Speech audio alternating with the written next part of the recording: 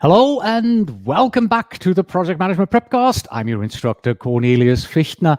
This lesson is recorded with a live audience on Facebook and YouTube, and we want to, once again, shape your mind by looking at the PMP exam mindset. This here is part 3 of our mindset lessons, and our specific topic right now is the exam taking mindset. Once again, hello. Thank you for joining me, whether you are live on YouTube and Facebook or whether you are watching this as part of the PM Prepcast, my PMP exam prep course. Thank you for being here and for joining me for this important topic as you prepare for the PMP exam. Here is our agenda. 3 main topics, really. Well, 1 main topic, really, the second bullet here.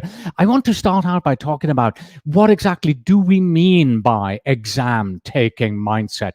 What is this all about? You could probably, in part 1 and 2, make it out, sort of PMP, PMI mindset. Okay, I get that. Agile mindset, yeah, fine. But what is the exam taking mindset? Then we'll jump into it. That is the main part there, bullet number 2. And at the end, as always, I have a number of take action items for you. As I said in part 1 and in part 2 of this lesson, knowing the mindset is part of the deal. It's just one puzzle of everything. You need to challenge yourself and your mindset. Please do use the Prepcast Simulator at pmexamsimulator.com. Over 2,200 questions. Exams 1, 2, 3, and 4, they are a near perfect match to the real PMP exam in style and type of questions, 50% agile, 50% plan-driven, that you are going to see. So you can use that simulator to challenge your mindset. In part 1 and part 3, I gave a shout out to my colleagues. I'm going to repeat that today because all of these colleagues here that I have, they are all they're all PMP trainers on their own. And I reached out to them and said, what do you tell your students in regards to the exam taking mindset? Here they are. Thank you to Vicky Rona, Tony Johnson, Jeff Furman, Antje Lehmann-Benz, Kevin Archibald, Sarah Gallagher, Marie Spock, Eric Verju, Marcus Kopko, Anne Masawe, Herbert Gonda, Stas Podoksin, Janine Farelli, Andy Kaufman, Shiv Shenoy, and Robert Lay. Thank you, everybody, for being part and allowing me to include your statements here as the basis for my explanation. So I've taken everything that they have said, their tips, and I'm expanding on that and giving you much more around it, explaining what you need to know. Right, so this is part 3 of 3. We're looking at 3 mindset.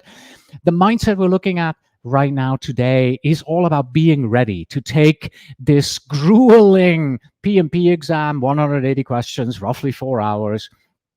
So long after having left school, you probably haven't been to university in a few years, and you're not really, into schooling and taking exams anymore.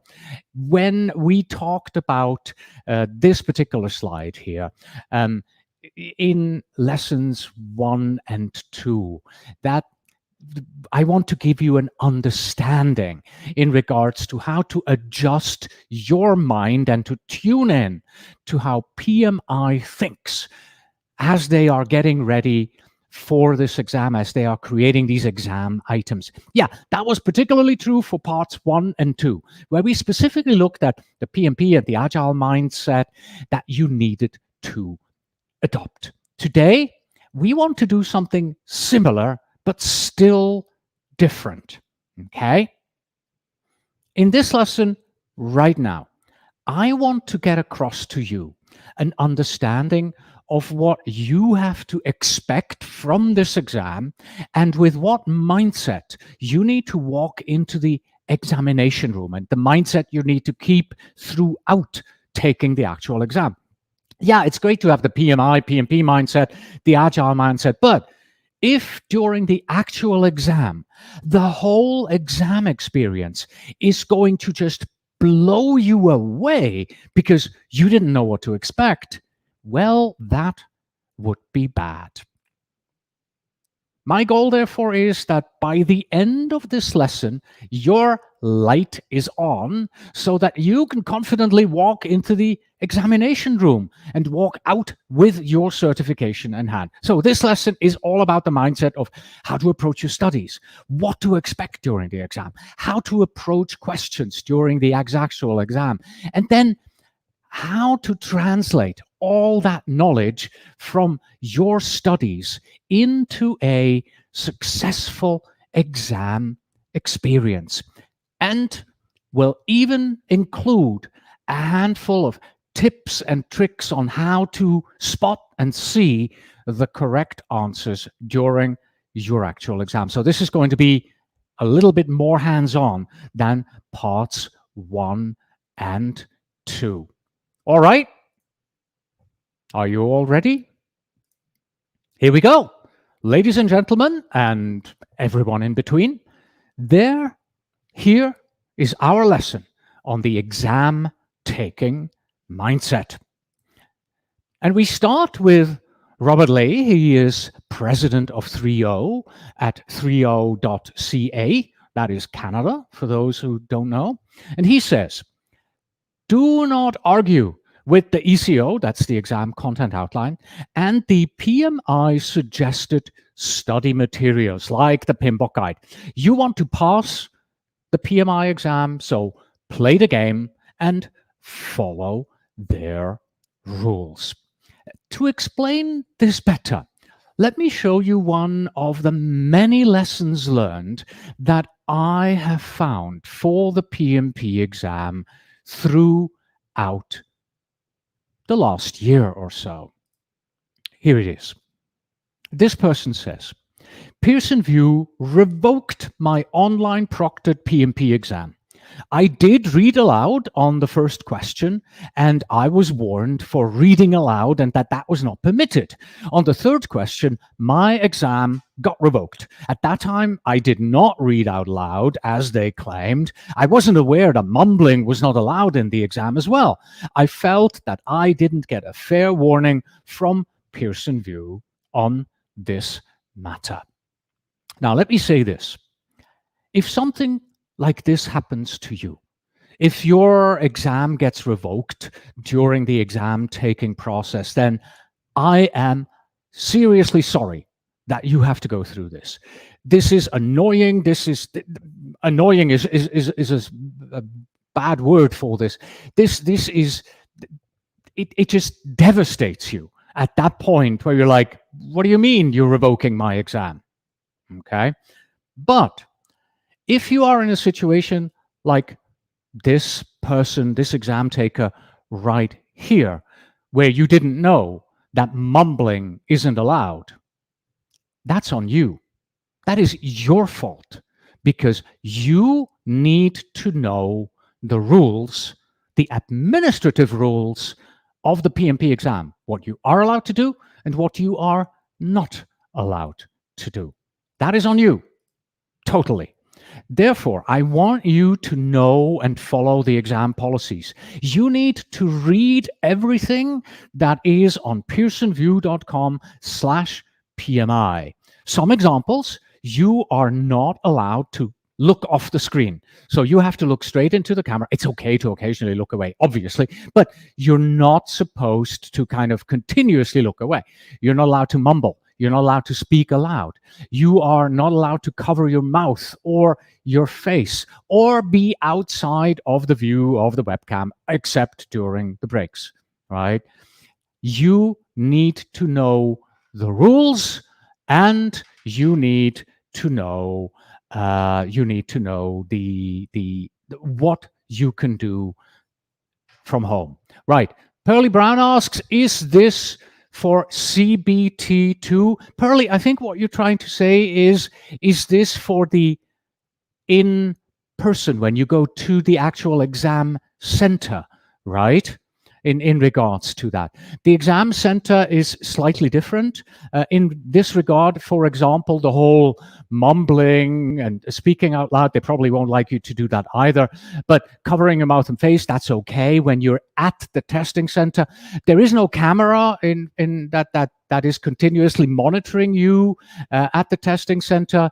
So you don't have to worry about leaning outside of the view, right? So this is primarily for at home, right? And you're absolutely correct. Much of this here is for the online proctored test, but some of these things, you're probably not allowed to just speak out loud at the testing center either, okay? So be aware of the rules and regulations, both for at home and at the testing center. And that's where you go to pearsonview.com/PMI. From this, we are moving on to Tony Johnson. He is a best-selling PMP author. Some of you may be actually using his book. You can find him at crosswindpm.com. Tony says, you can know something all day long, but testing on it can be like translating it into another language. Know what your exam day will feel like. How long will it take you to make it through the questions? How do I recognize when I need a break? How do I recognize what answers to stick with and which ones to change? And get ready for the exam is a mindset in itself that, if you fail to engage, will create challenges on exam day. My recommendation here, to make this a little broader, is as follows. You want to practice the exam taking mindset by using the proper models, methods, artifacts, tools, techniques, and language on your own projects, right? This is a good practice. If you learn about a work breakdown structure and you use the same thing at your office, but that's not what you call it, well, start calling it the work breakdown structure, because that's what everybody else calls it. And that's the name that you're going to have to recognize, see, and be able to talk about during your exam. So this is important. Know the language, use the proper models, methods, artifacts, tools, techniques, and language. And by the way, this is also the moment where I am introducing a new acronym to the PMP world, and the acronym is MATL. Models, methods, artifacts, tools, techniques, and language. MATTL. There you go. I'm claiming this one as my own. Right. Good luck and see if it sticks. We'll find out. From Tony Johnson, we're moving on to Sarah Gallagher. She is the president of the Persimmon Group. And for the third and final time, the persimmongroup.com only has one S. I keep typing two S's. I do not know why I do that. Sarah says, many people spend so much time learning and practicing the content that they forget what she calls the 11th knowledge area, fatigue management. This is why it's so important to do full-length exams or longer quizzes. It builds mental stamina for the real thing. You feel what it's like to answer questions when you're tired, distracted, hungry. You see how it feels to bounce around from subject to subject 180 times in a row. You start to see the same terms and concept and quizzed over and over and over again, and one thing looks like the other, and it can psych some people out. To do your best on test day, right? Simulate the test day as best as you can. Very similar recommendation here comes from Vicky Rona, the president at Forward Momentum, forwardmomentum.net. And she actually has two recommendations, very similar. This here is just the first one, right? And she says, and we'll get to the second one later on. She says right here, with the exam divided into 3 parts, it is too easy to spend a little too much time on the first 2 parts and run short on the time on the third section. So in a few minutes, we'll go back to Vicky because she has that second tip, right? It builds on this one, you'll see. But right now, let me give you my perspective of what you need for the exam. So the exam, the PMP exam, whether you take it at home or at the testing center, is now divided into these 5 major parts. First, you answer 60 questions. Then you take a 10-minute break. Then you answer 60 more questions. Then you take another break. Then you answer 60 more questions. And, well, then you're a PMP. If you follow everything I teach, use a simulator, and follow all the advice here in the mindset lessons, okay? Just one quick note here in regards to the B's there, the breaks. The breaks, they are optional, PMI says, but I want you to take those breaks. Answer the first 60 questions, take that 10-minute break, get up, have a glass of water, a drink, go to the bathroom if you need to, relax, stretch, get back to the next 60. It's important to take a break and just detach, even if just for a moment, okay? The important thing to realize is you have 230 minutes for the 60, 60, 60. The 2 breaks are addition, so it's 250 minutes in total with the 2 breaks of 10 minutes. But you are responsible for your own time management, okay? You are responsible for your own time management. Pearlie asks, do you know if the timer starts at 0 or counts down from 2:30? The PrepCast sim timer, same as the exam. Pearlie, yes, I do know. It starts down, so it's a countdown. It starts at 230 minutes and then goes down. And of course, the timer in our exam simulator does exactly the same thing. We do not have those 2 breaks. So on the real exam, when you are in the middle section there, so if you are here in these 60 questions, you cannot go back. You cannot change anything in the back. You can also not look forward, what's coming in the third. So you're doing 60 questions, you send them off. You're doing 60 questions, you send them off. You're doing 60 questions, you're send them off. So it's kind of like taking 3 exams, each 60 questions long. And yes, the timer counts down and our timer is the same. But just like with our timer on the PrepCast simulator, on the real exam, you are responsible for your own time management. That means you have to know your pace. This picture here is kind of intentional. Look at this gentleman here. You can easily tell he is a sprinter, right? Probably going for the 100 meter, maybe the 110 hurdle. You can stretch this, I think, to the 400 and the 800, right? The 400 meter and the 800 meter race. Beyond that, people kind of slow down, and this is what you need to do as well. The PMP exam is not a sprint. The PMP exam is a marathon. You have to know your pace. Here is your pace, okay? The first 60 questions, you have 76 minutes in total. And by a strange mathematical coincidence, this happens to be also 76 seconds per question. Oh, it's about a minute and 15 seconds per question, but 16 there that you have. Then you take a 10-minute break. Then you go to part 2. Another 60 questions, 76 minutes.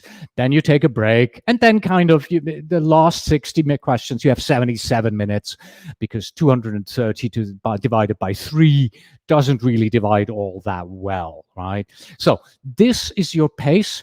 This is the pace you have to know. This is the pace you are going for.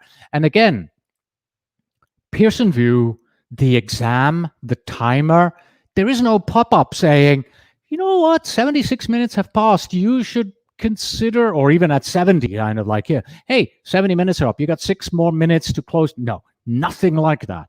The timer will just count down. You are responsible for knowing what the numbers are, right?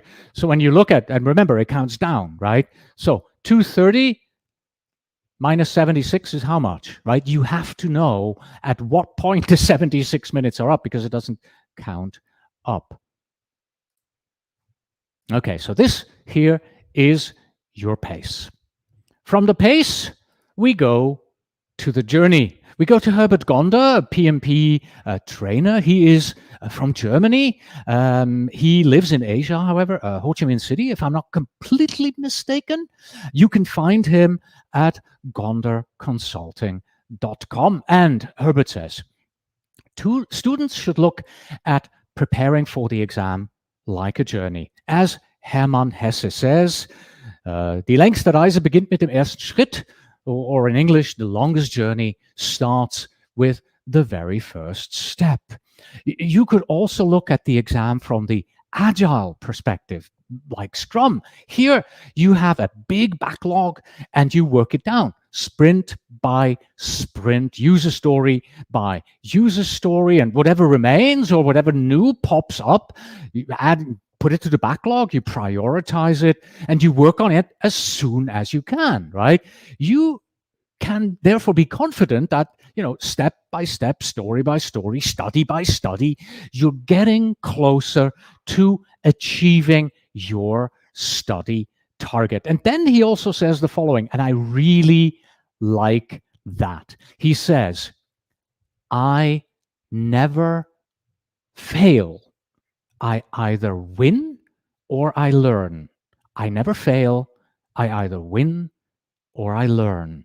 So this is a very positive attitude towards the exam. I may fail the first time, but I haven't really failed. I have learned something. I am progressing towards achieving my goal of becoming PMP certified. Right, so he talks about the backlog. Here, let me show you your backlog. Here it is. The exam content outline is your backlog. In the lesson that I have about the exam content outline, we go a lot more into detail about this. Let me just say that the intent of why we're having green, yellow, and red here is as follows. You want to print the exam content outline. Then you want to take red, green, yellow highlighters, and you want to go top down through domain 1, 2, and 3 in the ECO, look at all the tasks, look at all the enablers. Green, I know this. I have studied this. I am using this. I am a master at this. Yellow, heard of it, got some theoretical knowledge. I think I'm still okay for the exam. Red, meh. I don't even know what they're talking about. I really have to study up on this one. In this way, the ECO becomes your backlog because the ECO what PMI and the PMP exam will test you on. So most important document for your PMP exam, yet few people only know about it. This takes us to our first Mind This slide. We have 2 more of these coming in this lesson. So this and the other Mind This slide, they contain the Cornelius Fichtner PMP exam mindset guidelines trademark for you. And you need to know them. You need to mind them because these guidelines, they'll help you build a mental mind map of how PMI thinks. And in that way, you can tweak your own mindset to what's needed on the exam, and adopting these guidelines, that'll help you walk into the exam room knowing what to expect and not be caught off guard. Let's review them. Number 1 was know and follow the exam policies. Number 2, start using MATL on your own projects. Remember MATL, that was my new acronym: models, methods, artifacts, tools, techniques, and language. And please do note the copyright statement. I'm just kidding, obviously, but having some fun here. Number 3, expect to tire and look out for ups and downs during your exam. That is perfectly normal. Number 4, know your pace. 76 minutes, 76 seconds, pretty much throughout the whole exam. And number 5, treat the ECO, the exam content outline, as your compact study target. These are the first 5. of my guidelines here. And we continue now with Jeff Furman. And Jeff is a PMP instructor. He's also an author, by the way. He has got a PMP book out there. And you can find him at jeff-furman.com. The dash is important, so jeff-furman.com. Here's what he says. A very wise PMP instructor once said, the PMP exam is a mile wide and an inch deep. Mile wide, inch deep. First, this not only describes a good PMI test prep mentality, certification candidates, we need to learn so many terms and concepts. The sheer volume can be overwhelming. But the good news here is you don't have to know everything in great depth. Instead, you need to know them well enough to pick the right answers on a long and comprehensive test, right? And second, and this mindset, little of a lot, is also the key to a successful project manager, right? We constantly learn. Ever-changing best practices come towards us. We have to keep up, and this is kind of striving for continuous improvement. This is sort of the Kaizen mindset, if you wish, continuous improvement. Now, I thought about this long and hard, and I agree and disagree at the same time with this statement. I have used this statement in the past. It's a mile wide and an inch deep. I am now changing my tune. Okay? I am now saying the following. The PMP exam is a mile wide and a mile deep. Unfortunately, it doesn't really work that well metric. It's a kilometer wide and a kilometer deep. Doesn't work. A mile wide, mile late. Yeah. I say this because it is no longer true that it's only an inch deep. It is a mile deep. Think about it. You need to know all the process-focused approaches that come from PMBOK 6. You need to know all the principle-focused approaches from PMBOK Guide 7th edition. Then the 3 domains, people, process, and business environment. In the exam content outline, 35 tasks, 130-something enablers, right? Yeah, and that's only 50% of the exam. Then you also need to know everything agile. All right, so that's why I'm saying it's a mile wide and also a mile deep. But, and that is the good news. Come on, move forward. The good news is you only need to know about an inch, right? You're only being asked about an inch. Good news, bad news, right? I'm not quite sure, right? You need to know all of this material, and they will randomly ask you about this, randomly ask you about that. Let me visualize this for you with a video. Here we go. There we are. Okay. What you see on the screen right now, I hope, is an iceberg. I took this video about 4 or 5 years ago when we took a cruise and an adventure cruise to the North Pole, well, close to the North Pole, Svalbard. And you know exactly what I mean, right? And where we're getting at here with this iceberg analogy, 10% above the water and 90% under the water. Let's give it just a moment here because the camera is going to pan in just a second here. And there's the seal, right? Yeah, so if you're lucky and you're up there, you get to see a seal as well. Yeah, there's the little fellow. Yeah, pretty impressive to be up there, to see those icebergs with your own eyes. Right, the iceberg analogy. You can immediately see what the problem is here, right? Above the ice, this is what you know from your exam prep. But this is everything that you may be asked about, right? And the problem here obviously is that you don't know what they will ask you about. Are they going to ask you about this topic in detail or that topic in detail? Good news, even though you may not have specifically have reviewed every single item that's below the surface here, you should have the general concept. You should understand the general concept. That you should have gone over it. Therefore, using a combination of your theoretical knowledge, your experience, your understanding of parts 1 and part 2 of this lesson, the PMI, PMP mindset, the agile mindset, and then also this mindset right here.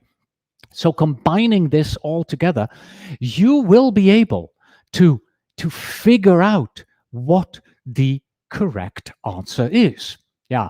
But even so, having all of that, the mindsets, the concepts, and the ability to, even though you're not 100% sure about what the exact concept is and what it is, you can figure this out, right? There is a better way to prepare for this. And this takes us back, as promised, to Vicky Rona, president of Forward Momentum at forwardmomentum.net. And she says, at some point, take practice exams in test mode versus study mode to mimic the actual exam. Exam mode will be more uncomfortable, but it is crucial.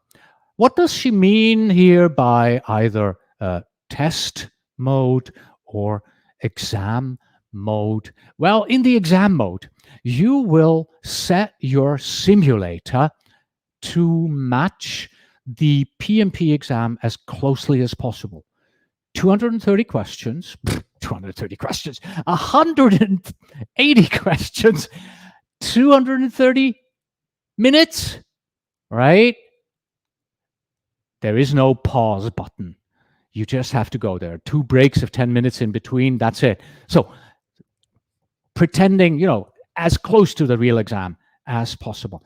The first time you do this, you're probably going to have a lot of trouble because you've never done this before, right? You've never taken an exam in this fashion. 76 seconds of the pace that you need to have. This is going to be hard, and the first time you do this, you're going to have difficulties. But the more you do this, the better prepared you will be. So test mode, exam mode, that is the thing to go. Very similar recommendation here by Kevin Archbold. He is here in Tucson. I live in Tucson, Arizona. He's also here. He's a project management PMP trainer consultant at consulting.ky. The exam itself is often a emotional roller coaster, he says. Riding that roller coaster at least once by taking a full 4-hour practice exam under pseudo exam conditions will be beneficial. Very similar to what Vicky just said here. Personally, I prefer to say conditions that match the real exam as closely as possible. I don't like the pseudo, but that's just language, right? Just being picky here. We are splitting hairs on this one, right? It's just the way we say things. So let me say this. You don't go from 0 to hero. By that, I mean you are not going to do a full 4-hour, the slide is empty, that just so you know. So you're not doing a full 4-hour exam. That's not the first thing you're going to do as you prep for the exam. There are many steps before that. Okay, as I said, the slide is empty. We're going to build this slide now from the bottom up with some recommended study materials here. The slide is empty because outside, surrounding this slide, and I'm not bringing this in, is you, your background, your experience, the projects you has managed. So everything that you bring with you as you start preparing for the PMP exam. This is on the outside. So imagine simply that outside, below, around this is you and your career experience so far.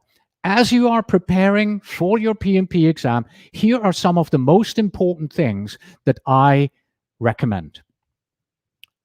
Foundation is exam content outline. I do sound like a broken record. I know it is the most important document for your PMP exam. You must read it, you must study it, use it as your backlog, as we have seen earlier today. Then you need to take a PMP exam prep course. You need to get those 35 contact hours of training from somewhere, like this lesson is part of the Prepcast, my PMP exam prep course, that will get you there.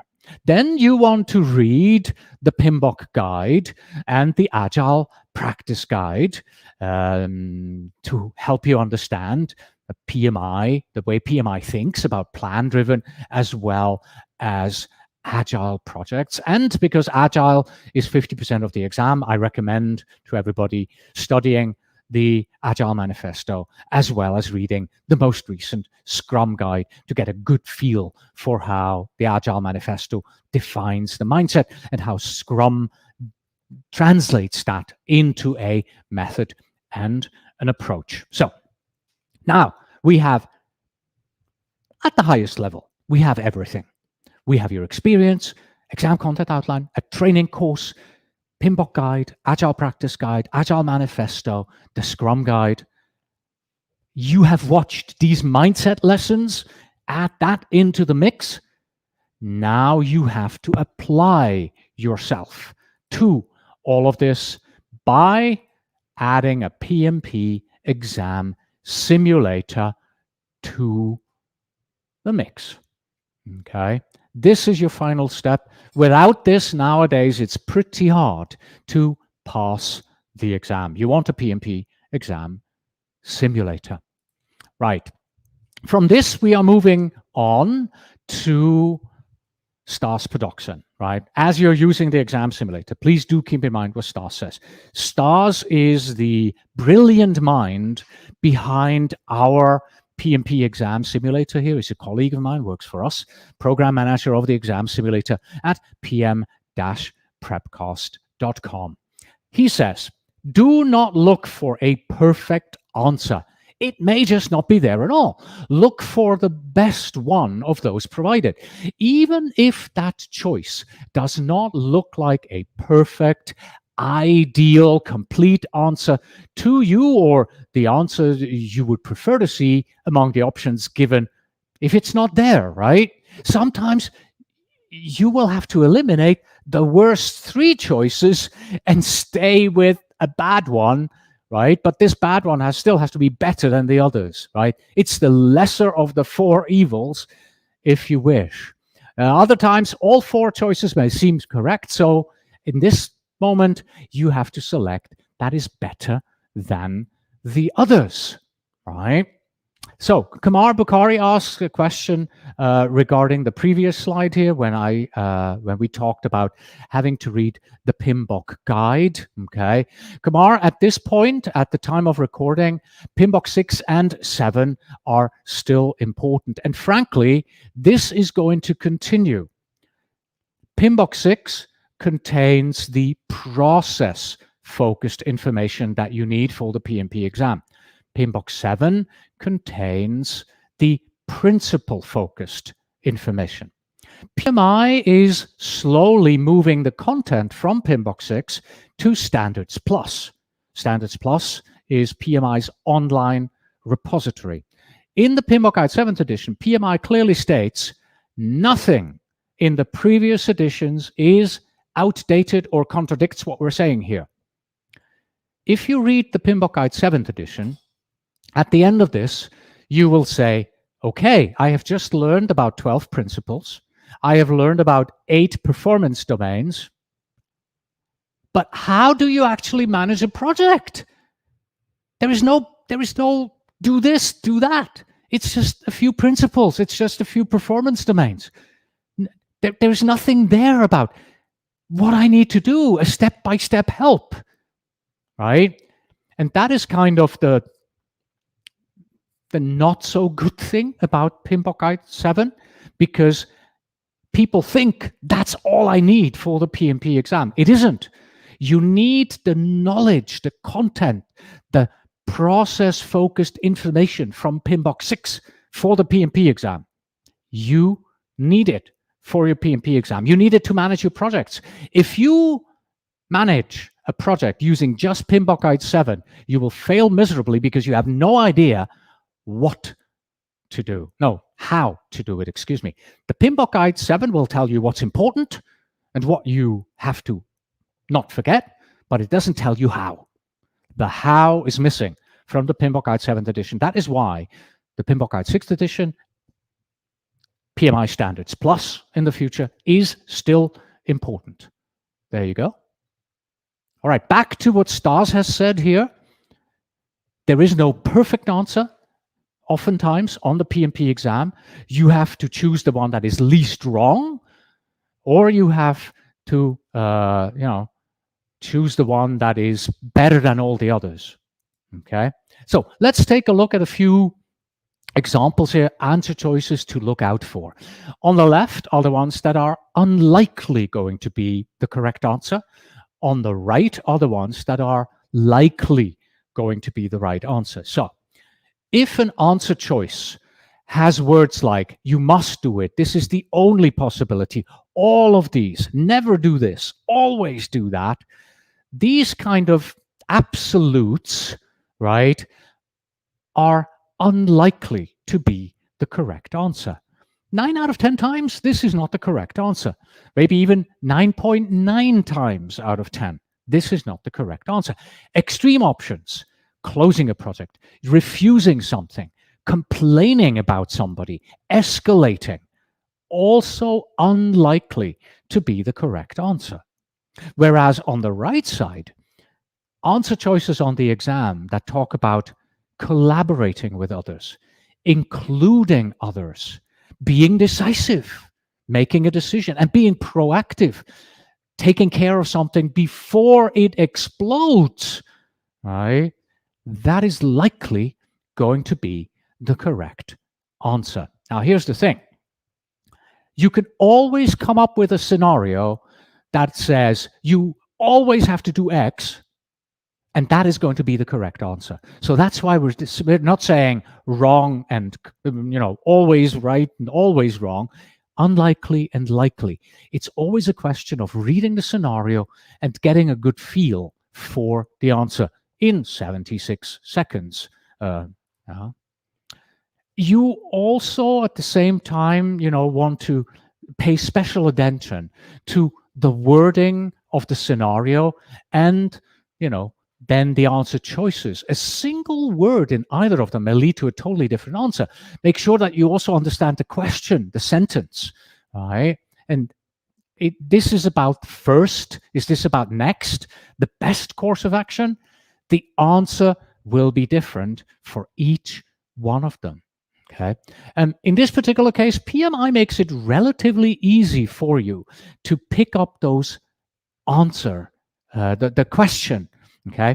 The scenario is usually a paragraph, and then the question itself, this here, what is the first thing you do? What is the next thing you should do? What is the best course of action? That is then, when you have the paragraph with the scenario here, that is below, right? So you can always sort of skip one down and go, okay, what are they asking, right? And you will see these questions here, the actual question, as a separate paragraph underneath the scenario. We're also following that approach in our exam simulator. All right? Okay. Now, from talking about the questions in exam simulators and how important it is these days to have a good exam simulator and apply your mindset and your knowledge to these questions, I would like to move to this recommendation here. This one comes from Cornelius Fichtner. Cornelius is a PMP expert and trainer. He works very closely here with me at pm-prepcast.com. In fact, Cornelius created most of the presentation for me that you are watching right now. Cornelius says, questions on the exam can be vague, really, really vague. Whereas exam simulator questions, they offer more context to minimize student criticism. And what he means by this is as follows. Once you have taken the PMP exam, you will understand this fully, because you come out of this going, man, those questions are really, really vague. If on your exam simulator, you would come across questions that are as vague as they are on the real exam, you would do nothing but write emails to your provider and say, there is not enough information in this question. I cannot answer this. How do you want me to respond to a question like this if you're not even giving me half the information I need? Okay, that's the type of criticism that we would be hearing, right? That's not just us, that's everybody who creates and manages a PMP exam simulator. We all give a little bit more to minimize the criticism that we would receive from you. Yet, once you are on the PMP exam, this is truly something that that throws people off, right? And let me give you an example and explain what this would look like, okay? So this is a fake answer here, right? A fake answer, a fake question, right? A very ambiguous question. This is what pops up on your screen, right? You read through this and you're like, this question looks ambiguous. You really have no idea what you're talking about, what they're talking about. And then the question at the end of the scenario says, so what should the project manager do first? You look at answer choice A and you're like, I don't really understand what this is. You look at answer choice B, well, that looks frightfully similar to answer choice A, still don't know what this is. Answer choice C, this does not seem to relate to this scenario at all. And answer choice D, you're like, I have never seen the term that they're using in this answer choice, right? So you don't know what the question is, you don't understand the answers, and they're expecting you to pick the right answer, the best answer out of those four, right? Sometimes a single word can make the difference between the correct and the incorrect choices, right? And this is going to be frustrating, right? You may even feel that PMI is unfair to you personally if you come across these, right? Trust me, there's nothing personal about these exams. This is just the way that the questions are designed. All you can do is look for the best answer when all choices look correct. Look for the least incorrect when all choices look wrong. Okay? I am exaggerating a little bit. Not every question on the exam will be like this, but they are all going to be slightly vague, slightly odd. The grammar may not be correct. There could be a typo. Okay. This is just something that we get again and again from our students. The upshot of all of that, what I've just said, is this. Okay. Come on, move on. Oh, it doesn't want to today. The questions on the exam will be much vaguer than you expect.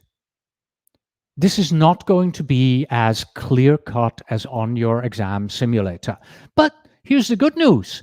You now know this. When you are in the exam room, you have your mindset ready.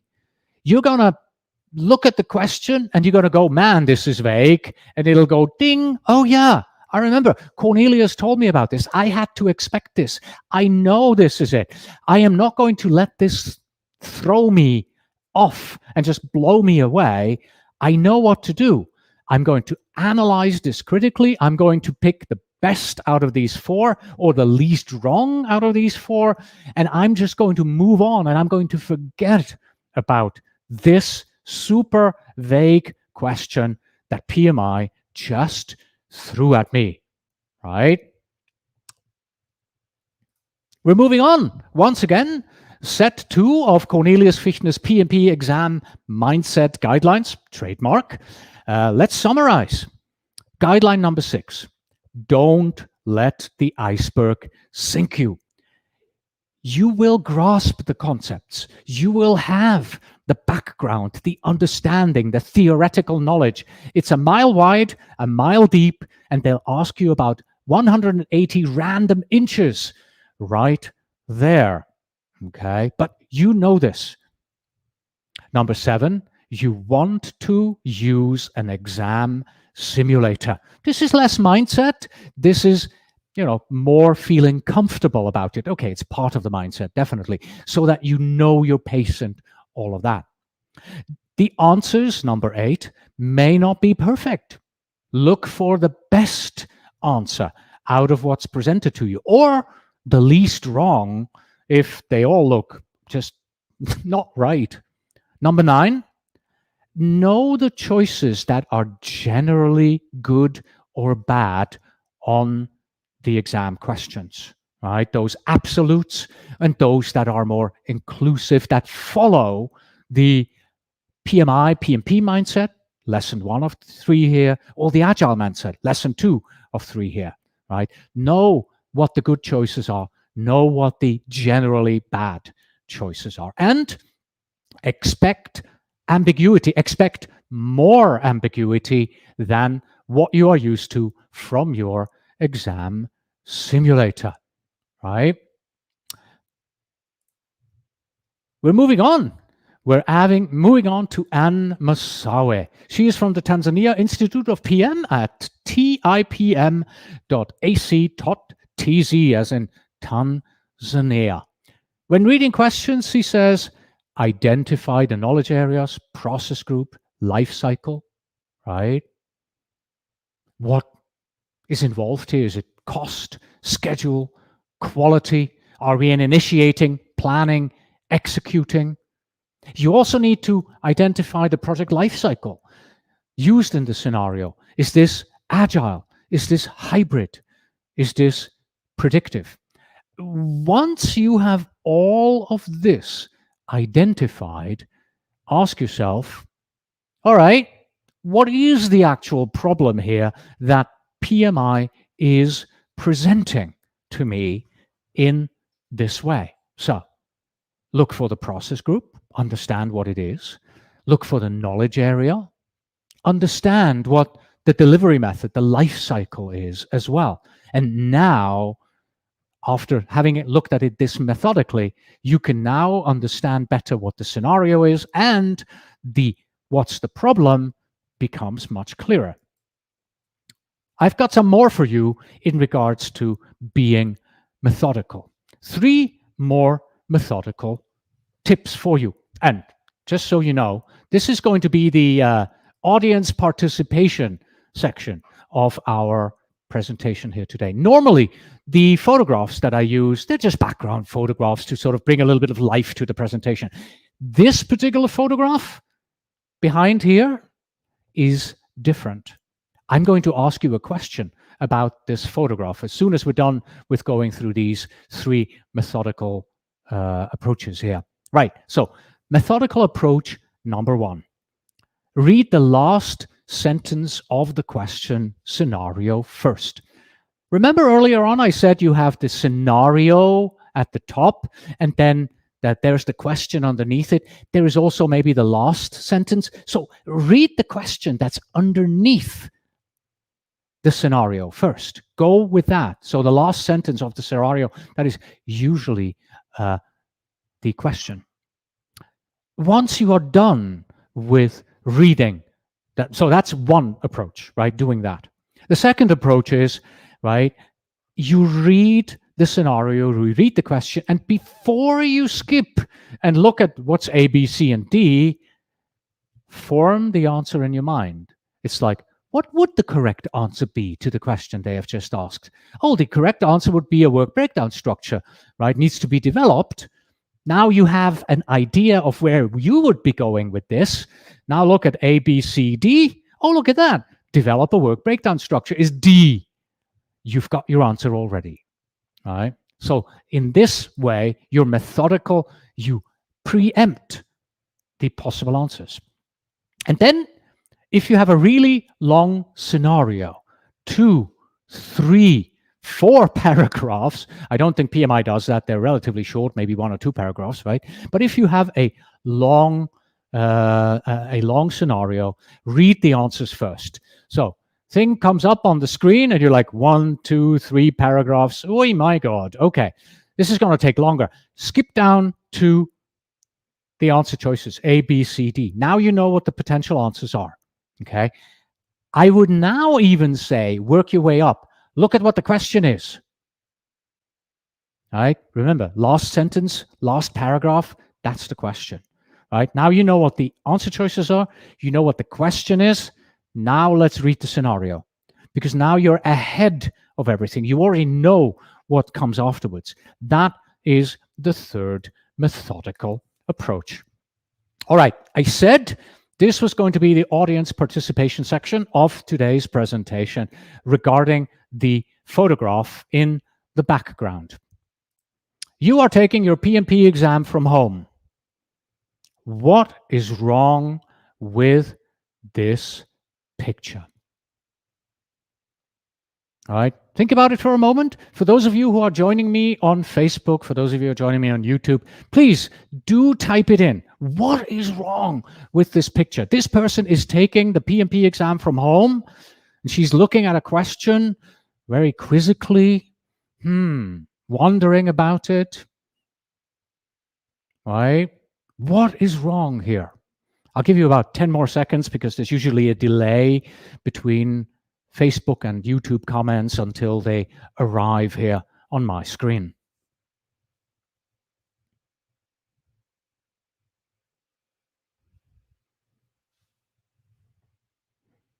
All right, I got 2 answers coming up. Edward says she's holding her mouth. SM says her hands are in the way. Tony, deep thinking. Okay, Tony, that's not it. The correct answer is actually, as SM and Edwards have said, do not cover your mouth with your hands if you take the exam from home. Remember very early on, we talked about you have to know the policies about taking the exam from home. Doing this, right? That's one of the things you shouldn't be doing.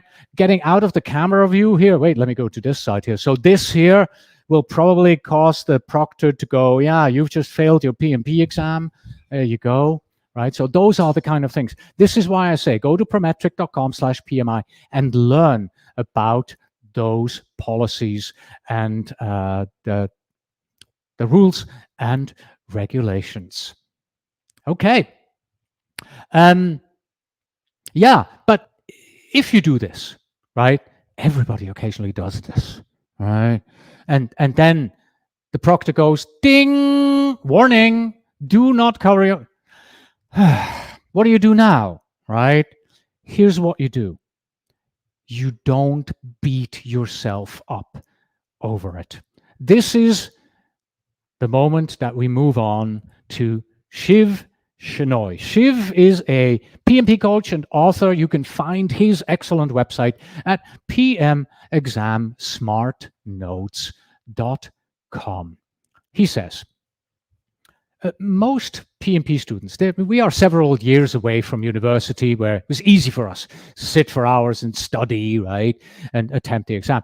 The exam taking mindset is about ignoring distractions, mental chatter, possibly feeling overwhelmed, panic. A good way to approach this is to do a bit of self-talk before you begin the exam, right? Tell yourself the PMP exam is not the end of the world. It's just an exam. It's a journey that you have taken from day one to now. It has already made you a better project manager, right?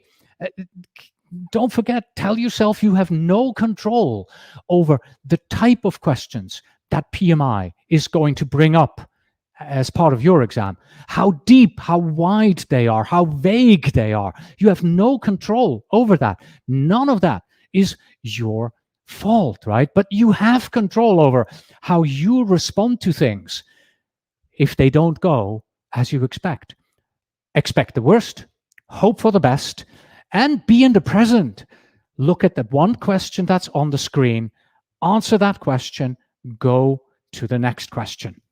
This mindset, right, that should help you get through those roughly 4 hours, giving it your best shot, right? But, even, the best students, it could happen to everybody. What if, you're doing all of this, you are aware of all of that, you're preparing, you're doing the self-talk, but what if during the exam it still happens, right? What if during the exam, right, there is a roadblock, whatever it is, the lights are flickering in the room. Ding, the proctor goes, hey, just put your hand in front of your mouth, don't do that. Anxiety pops up. There are unexpected policies that the proctor tells you as you check in.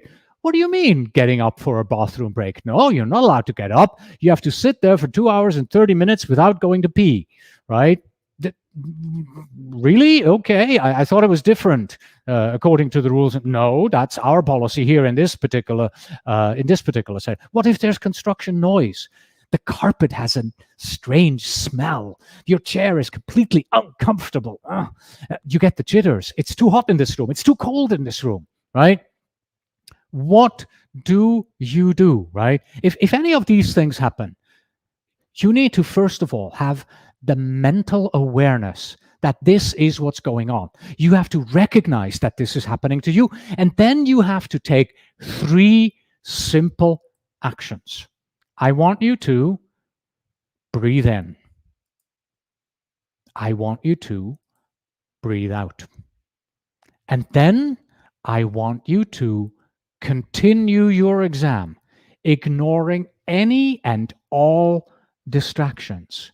Because for these roughly 4 hours or so, none of this matters, right? The only thing that matters is your focus on the scenario, on the question, on the answer choices, and your single-mindedness of finding the best or least wrong out of the answers that are being presented. So that at the end of this, you come out with your name, comma, PMP. That's the goal. I know this sounds much easier said than done. So here is, once again, Stas Podoksin confirming this simple approach. And I really do trust him because, like I said, he is the mind behind the superb questions on our exam simulators, right? And he is the reason why I dare say that our questions are a close match to what you can expect on the actual PMP exam. So Stas Podoksin, program manager of the exam simulator at pm-prepcast.com. He says, I have created a plan, a timeline. I got full family support for my PMP exam prep and studied hard during all weekends for about 3 months. I did not do any meditation back then. Now I understand that meditation would have helped me to relax before the exam. The first 30 to 50 questions, they were hard. I started to panic and I thought I failed the exam. Eventually, I passed. I heard a lot of people having similar experience. Therefore, if you are faced with the situation, know that there is nothing wrong with you. This is just the way the exam is designed. And then he closes with my recommendation. Take a deep breath and keep on. We're also keeping on, and we are continuing with a recommendation from Antje Lehmann-Benz, project management trainer and consultant out of Germany. You can find her at antjelehmann.com, right? We're kind of following up on what Stas has said with her recommendation, right? And just to be clear, this recommendation comes almost at the end of our mindset lessons here. And it takes us straight to the beginning of everything that we do. We are project managers. we know of the importance of a plan. So, very intentionally, I have put this recommendation at the end, or very close to the end here, so that we can be reminded of this very important practice. Plan. Set aside time for studying. Create a study plan. Check your knowledge with sample questions and use your score to assess your gaps. Follow your plan by acknowledging that you are on a dedicated and planned journey, as opposed to just, preparing for the exam on the side, willy-nilly, and not really planning, which will most likely lead to failure. You give this endeavor the importance that you're in your life that it needs for you to succeed. And here's my recommendation and my follow-up. If you do not know how and where to start with a study plan, then please look here. pmprepcourse.com/PMP study plan. On this page, you will find quite a long article in which we go through, I believe it is the 10 best practices for developing a PMP study plan. So if you follow that, you'll be able to create a solid PMP study plan for yourself. More than that, if you scroll down a little bit, we even have 4 or 5 templates from our students who gave those to us and said, yep, please feel free to publish that. So you have PMP study plans from others that will help you to build your own. Use that as the beginning. All right, we are coming to our final Mind This slide with Cornelius Fichtner's PMP exam mindset guidelines trademark for you. Number 11, answer methodically. Number 12, ignore distractions during the exam. Focus on passing. Number 13, relax, be kind to yourself, right? Don't beat yourself up during the exam. Number 14, have a study plan and do adjust as necessary, because plans sometimes, they aren't all they're made out to be, and you have to adjust. And then finally, number 15, we haven't yet looked at this because I saved it for the very end. And this one goes to Andy Kaufman. Andy Kaufman is a PMP. He's a speaker, author, and executive coach, and you can find him at ileadonline.com. Andy is also a podcaster, just as me. If you want to hear his podcast, the People and Projects podcast, at peopleandprojectpodcast.com. One word, peopleandprojectpodcast.com, and you can listen to him there. Here's what Andy says. Almost everyone tells me that while taking the exam, they find themselves at some point saying, I'm not going to pass this. I'm going to fail. And yet they pass, often with above target domains, above target results in each domain. So expect a voice to start speaking to you on exam day in your head, right? The little red devil there on your shoulder. And be prepared to settle that voice down. Remind yourself of a few truths like, I have diligently prepared for this exam. I have taken lots of practice exam questions. I don't have to get 100% correct on this exam. And most importantly, I've got this. Yes, you've got this. And that is our final Cornelius Fichtner PMP exam mindset guideline trademark. Number 15 here in the exam taking mindset. You've got this. Trust me, you do. Still, you want to challenge your mindset. This is the end, or we're coming very close to the end of part 3 of our 3 mindset lessons. Please do use an exam simulator. would appreciate it if you would choose pmexamsimulator.com, where we have over 2,200 questions that are a near perfect exam match for you. Before we go, I have 3 take actions for you. They're pretty much just a reminder of 3 links that I gave to you earlier. Number 1, you need to know the exam policies, whether you take the exam from home or whether you go to the center.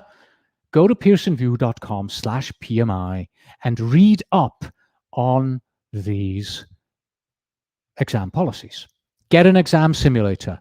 Seriously. Most important investment you can make. I would appreciate it if you chose mine at pmexamsimulator.com. And taking us back to the very beginning of your journey here, a reminder at the very end, do create your PMP study plan. And if you're looking for some examples, go to pmprepcost.com/PMP study plan. That's it. Those are our mindset guidelines for you. We've looked at the PMI, PMP mindset in part 1. We've looked at the agile mindset in part 2. And now a little bit more hands-on.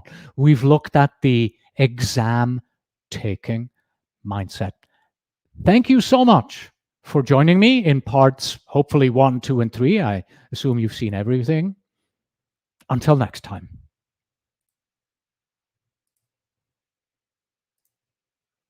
But before you go, this lesson is part of a series in which I help you to be better prepared for your PMP exam. So please do visit pm-prepcost.com/more to watch all of them.